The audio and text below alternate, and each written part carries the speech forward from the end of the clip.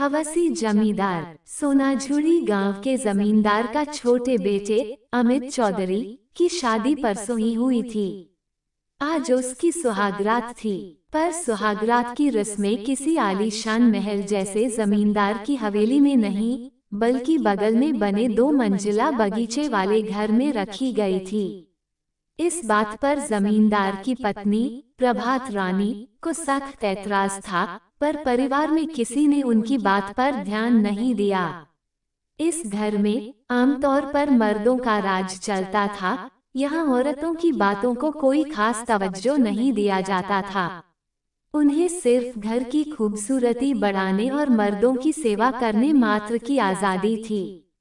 ये खुद जमींदार कृष्ण प्रसाद चौधरी ने ये तय किया था कि सुहागरात बगीचे वाले घर में ही होगी। ऐसे में किसी महिला की बात मान ली जाती यह असंभव था। अपने लाडले बेटे अमित की शादी उन्होंने अपने बड़े और मंझले बेटों से भी ज्यादा शान और शौकत से करवाई थी। पिछले 3 दिनों से पूरे गांव को दिन में 4 बार शानदार खाना खिलाया गया था। इतना ही नहीं, आज रिसेप्शन पार्टी में भी खाना खिलाने के साथ साथ सभी को नए कपड़े भी दिए गए थे। हर किसी ने दिल खोलकर जमींदार साहब की तारीफ की और अमित और उसकी नई नवेली दुल्हन सावित्री को खूब दुआएं दी। रात के 11 बजे तक गांव के लोग धीरे धीरे अपने अपने घर लौट गए। तभी सावित्री की बड़ी और मंझली भाभी उसे बगीचे वाले घर की दूसरी मंजिल पर फूलों से सजे एक खास कमरे में ले गईं। आज अमित और सावित्री की सुहागरात यहीं होनी थी। अमित के बड़े भाई अजित और मंझले भाई अभिक ने खुद अपने हाथों से यह कमरा अपने छोटे भाई और भाभी के लिए सजाया था। कमरे में फूलों से सजे विशाल पलंग पर नर्म बिस्तर बिछा था। सावित्री को सिर तक घूंघट खींचकर बिठाते हुए उसकी बड़ी भाभी मणिमाला ने कहा, जब तक दूल्हा आकर तेरा घूंघट न उठाए तब तक खुद से इसे मत हटाना सावित्री, याद रहेगा ना। डर के मारे सावित्री ने एक तरफ गर्दन झुकाकर इशारा किया कि हाँ उसे याद रहेगा। फिर मंझली भाभी पूर्णा ने कहा, टेबल पर दूध का गिलास रखा है, जब छोटे ठाकुर अमित आए तो उन्हें दूध जरूर पिलाना, भूलना मत। सावित्री ने इस बार भी डर से गर्दन हिलाकर अपनी सहमति दी। उसका दिल जोरों से धड़क रहा था। आज वह एक इतनी बड़ी हवेली की बहू बन गई थी। उसने पहले कभी इतना बड़ा कमरा या इतना नर्म बिस्तर नहीं देखा था। उसने जमींदार हवेली की खूबसूरती के बारे में सिर्फ कहानियां सुनी थी, पर आज वह खुद यहाँ की बहू थी। ये बात उसे किसी सपने जैसी लग रही थी। सावित्री अच्छी तरह जानती थी कि वह इस जमींदार परिवार की दौलत और रुतबे के लायक नहीं थी। उसके पिता हरिनाथ एक गरीब किसान थे। दौलत के मामले में वे जमींदार कृष्ण प्रसाद चौधरी के सामने कुछ भी नहीं थे। सावित्री इस शादी को कभी नहीं करना चाहती थी, पर पूरे गांव के दबाव में उसे यह शादी करना पड़ी थी। कुछ दिन पहले अमित ने सावित्री को तालाब पर नहाते हुए गीले कपड़ों में देखा था। सावित्री का दमकता हुस्न देख उसकी नीयत खराब हो गई थी और उसने सबके सामने ही सावित्री के कमर पर हाथ लगाकर कहा था, आज रात मेरे बगीचे वाले घर आ जाना, मैं तुम्हें मोटी रकम दूंगा। तालाब पर मौजूद सभी औरतें ये देखकर चिल्लाने लगीं। अमित जमींदार का बेटा था, फिर भी किसी ने उसे नहीं छोड़ा और उसका भरपूर अपमान किया गया। महिलाओं ने उसे खूब सबक सिखाया। घर लौटकर अमित ने गुस्से में अपने पिता से इस बात की शिकायत की और इस अपमान का बदला लेने को कहा। होशियार जमींदार कृष्ण प्रसाद चौधरी ने अपनी इज्जत बचाने और बेटे की गलती छिपाने के लिए एक सभा बुलाई और सबके सामने ऐलान किया, मेरे छोटे बेटे अमित ने जो किया वह गलत था। मैं इसके लिए आप सबसे माफी चाहता हूँ। अमित को अपनी गलती का एहसास हो गया है और उसने मुझसे कहा है कि वो उस लड़की की इज्जत बचाने के लिए उससे शादी करके उसे हमारी हवेली की बहू बनाना चाहता है। अगर आप लोगों को कोई ऐतराज न हो तो मैं इस शादी का सारा इंतजाम भी करने के लिए तैयार हूँ। ये सुनकर अमित तो नाराज होकर सभा से चला गया, पर उस दिन पूरे गांव ने जमींदार कृष्ण प्रसाद चौधरी की खूब तारीफ की। हरिनाथ ने पहले तो इस शादी से मना किया, पर गांव वालों के जबरदस्त दबाव और अपनी बेटी सावित्री की इज्जत की खातिर उन्हें इस शादी के लिए हाँ कहना पड़ा। और आखिरकार एक तय दिन पर खूब धूमधाम से अमित और एक गरीब परिवार की लड़की सावित्री की शादी हो गई। इतना सब होने के बाद भी सावित्री को अभी भी यकीन नहीं हो रहा था कि वह इस जमींदार परिवार की बहू बन गई है। घूंघट ओढ़े नर्म बिस्तर पर अकेली बैठी सावित्री अमित के बारे में सोचने लगी। आज जो कुछ भी हो रहा था वह सब जमींदार बाबू की दया थी, और जरूर अमित की भी इस शादी के लिए मर्जी होगी, तभी तो उसने सावित्री जैसी गरीब लड़की से शादी करके उसे इतना सम्मान दिया। अमित ने उसके पिता और बहन की जिम्मेदारी भी अपने सिर ले ली। पहले जिस अमित से सावित्री को नफरत थी, आज उसी के लिए उसके मन में सम्मान जाग रहा था। हर इंसान से गलती हो जाती है, अमित से भी उस दिन गलती हो गई होगी, लेकिन आज अमित ने उससे शादी करके ये साबित कर दिया कि वह अब पहले जैसा नहीं है। वह एक भला आदमी बन गया है।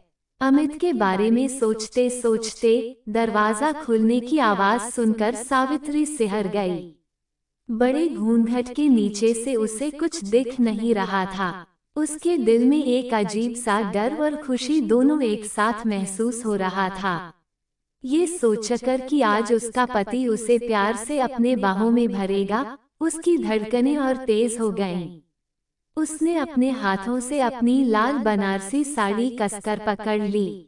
वो इंतजार करने लगी कि कब अमित आएगा और घूंघट हटाकर उसका चेहरा देखेगा और कहेगा, आज तुम चांद जैसी सुंदर लग रही हो सावित्री। ये सोचते ही शर्म से घूंघट के अंदर उसका चेहरा लाल हो गया। उसका इंतजार खत्म ही नहीं हो रहा था। सांसें तेज हो गईं। वह अमित के पैरों की आवाज पर ध्यान दे रही थी। हाँ, वो उसके पास ही आ रहा था। शर्म के मारे सावित्री ने अपनी आंखें बंद कर लीं। उसने महसूस किया कि कोई ठीक उसके सामने पलंग पर खड़ा है। अमित आ गया था। इंतजार खत्म होने पर अमित ने धीरे से पुकारा, सावित्री। घूंघट के अंदर से शर्म के मारे वह कुछ बोल नहीं पाई। उसने अपनी बनारसी साड़ी और भी कसकर पकड़ ली। अमित ने फिर से कहा, घूंघट हटाओ सावित्री। धीरे धीरे सावित्री ने दोनों तरफ सिर हिलाकर न कहा। उसकी बड़ी भाभी ने उसे सिखाया था कि जब तक अमित खुद घूंघट न हटाए वह ऐसा बिल्कुल न करे। अमित ने खुद अपने हाथों से सावित्री के घूंघट पर हाथ रखा और धीरे धीरे उसे हटाकर उसके सिर के ऊपर रख दिया। सावित्री के शर्म से लाल हो रहे गालों और बंद आंखों को देखकर अमित मुस्कुराया। उसने उसकी ठोड़ी को पकड़कर हिलाया और कहा, देखो सावित्री, मेरी तरफ देखो। अपने पति की बात मानकर सावित्री ने शर्माते हुए आंखें खोली और सामने देखकर चौंक गई। यह क्या? उसके सामने उसका पति अमित, उसके ससुर जमींदार कृष्ण प्रसाद चौधरी और उसके दोनों बड़े और मंझले जेठ अजित और अभेक खड़े थे, और कमरे का दरवाजा बंद करके कुंडी लगा दी गई थी। डर के मारे वह सिकुड़ गई। पलंग पर अमित से दूर हटकर कांपती हुई आवाज में उसने पूछा, आप लोग बाबा आप यहाँ? बड़े दादा, मंझले दादा, आप लोग छोटी इतनी रात को यहाँ? ये सुनते ही पूरा कमरा ठहाकों से गूंज उठा। डर के मारे सावित्री की जान निकलने को थी। कृष्ण प्रसाद, अजित, अभिक और अमित की भयानक हंसी को वह और नहीं देख पाए। उसने अपना सिर नीचे कर लिया और अपनी साड़ी कसकर पकड़ ली। अपनी आंखें जोर से बंद करके वह डर से कांपने लगी। उसे इस तरह डरा हुआ देखकर चारों आदमी खुश हो गए। अमित पलंग से नीचे उतरा और अपने पिता की तरफ मुड़कर रौब से बोला, अब इस लड़की के साथ क्या करना चाहिए बाबा? अपमान का बदला लेने के लिए आपने इतनी मेहनत की, इतना खर्चा किया। बस इसे मारकर जमीन में गाड़ देने से मेरा मन शांत नहीं होगा बाबा। कुछ ऐसा करो जिससे ये खुद मरने के लिए हमारे पैरों में पड़े और हमें भी मजा आए।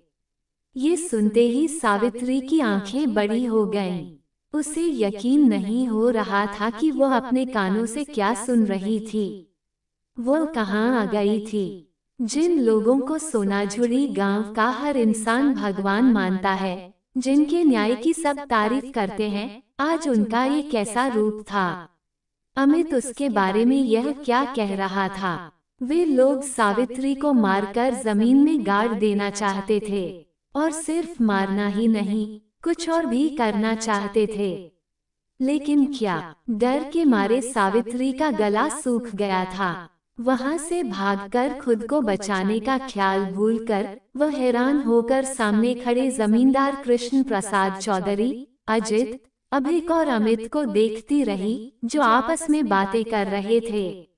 जमींदार कृष्ण प्रसाद चौधरी ने छोटे बेटे की बात सुनकर अपने बाकी दो बेटों की ओर देखा और पूछा, क्या कहते हो? लड़की तो अच्छी है, जवान भी है, एकदम तनी हुई बदन है इसका। अमित ने बात काटते हुए कहा, उफ बाबा, आप देखते उस दिन तालाब से नहाकर गीले कपड़े में जब वो बाहर आ रही थी। मैं सोचता हूँ तो क्या सोचना अमित, क्या अकेले ही मजे लेगा, हमें हिस्सा नहीं देगा? ये कहकर अजित हंसने लगा। अभिक ने भी कहा, हम तीनों भाई मिलकर मजे लेते हैं, क्या कहते हो? सावित्री ने अपने हाथों से मुंह ढांक लिया। उसकी आंखें डर से फैल गईं। उसका खून जैसे जम गया था। अब उसे समझ आ गया था कि अगले ही पल इस कमरे में उसके साथ क्या होने वाला है। वो रोते हुए अपने पिता की उम्र के जमींदार से अपनी इज्जत की भीख मांगने ही वाली थी कि कृष्ण प्रसाद बीच में ही बोल पड़े, अरे अरे, यह क्या इंसाफ है? क्या तुम तीनों ही मजे लोगे? मेरे बारे में कोई नहीं सोचेगा। मैं इतना भी बुरा नहीं हुआ हूँ कि मुझे सुख का हिस्सा न मिले। ये कहकर वह अजीब सी हंसी हंसने लगे। उनके साथ उनके तीनों बेटे अजित, अभिक और अमित भी हंसने लगे। सावित्री सन्न रह गई। सामने खड़े ये चारों लोग उसे इंसान नहीं बल्कि राक्षस लग रहे थे। पर इन दरिंदों के चंगुल से वो खुद को कैसे बचाएगी? बिना सोचे समझे सावित्री पलंग से कूदकर दरवाजे की तरफ भागी ताकि बाहर निकल सके। पर खुद कृष्ण प्रसाद चौधरी ने उसे पकड़ लिया और उसके दोनों हाथ पीछे से मरोड़ दिए। सावित्री दर्द से चीख पड़ी, मुझे छोड़ दो, मुझे जाने दो, प्लीज। छोड़ना तो दूर की बात थी, जमींदार ने दांत पीसते हुए उसके हाथ और जोर से मरोड़े और बोले, कहाँ भागेगी तू सावित्री? हमने तुम चारों बाप बेटों की सेवा के लिए इतनी धूमधाम से तुझे यहाँ बुलाया है। तेरी वजह से उस दिन गांव की उन 2-4 औरतों ने मेरे लाडले बेटे पर हाथ उठाया था। तेरी वजह से गांव वालों के सामने मेरा सिर झुक गया था।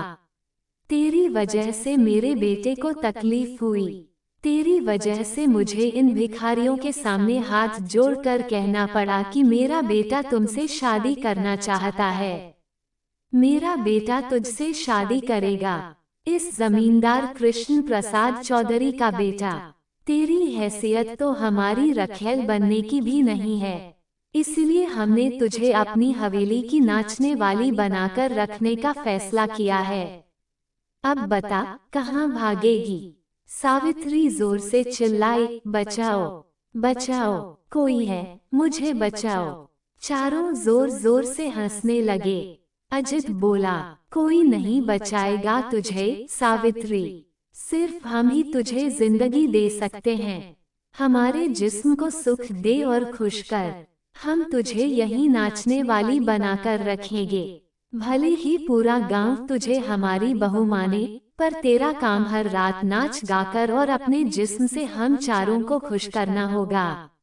अजित की हाँ में हाँ मिलाते हुए अभिक ने कहा, और अगर तू अपनी मर्जी से हमें खुश नहीं करेगी तो कोई बात नहीं, हम जानते हैं कि अपनी इच्छा कैसे पूरी करते हैं। तेरे जैसी न जाने कितनी लड़कियों को हमने मारकर जमीन में गाड़ दिया है, उनका कोई हिसाब नहीं है ना बाबा।